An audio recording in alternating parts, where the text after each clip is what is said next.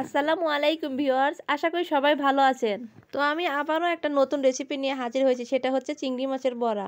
তো চিংড়ি মাছের বড়া বানাতে প্রথমে আমি চিংড়ি মাছগুলা পরিষ্কার করে পানি দিয়ে ধুয়ে নিয়েছি।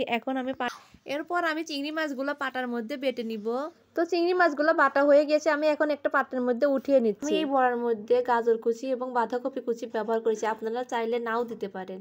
এর মধ্যে আমি 1 চামচ হলুদের গুঁড়া, 1 চামচ ধনে গুঁড়া, 1 চামচ মরিচের গুঁড়া এবং স্বাদ মতো লবণ দিয়ে দিলাম। এবং এর মধ্যে আমি 1 কাপ পেঁয়াজ কুচি এবং পরিমাণ মতো মরিচ কুচি এবং হাফ কাপ আটা এবং হাফ কাপ চাউলের গুঁড়াও দিয়ে ভালোভাবে মাখিয়ে নিচ্ছি।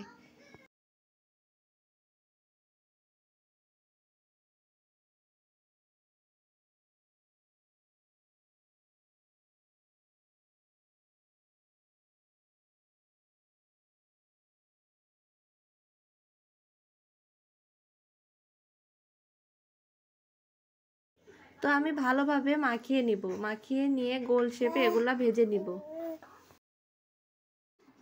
তো এগুলো ভাজার জন্য আমি চুলার মধ্যে একটা ফ্রাই প্যান বসিয়ে দিয়েছিলাম। এখন পরিমাণ মতো তেল দিয়েছিলাম, তেলটা গরম হয়ে এসেছে। এখন আমি এগুলা গোল গোল করে ভেজে নিব। আপনারা চাইলে এটা আপনাদের মতন করে ভেজে নিতে পারবেন।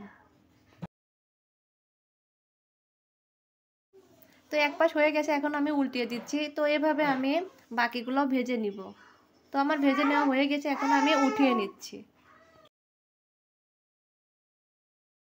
আজকের জন্য এতটুকুই। সবাই ভালো থাকবেন, সুস্থ থাকবেন। আল্লাহ হাফেজ।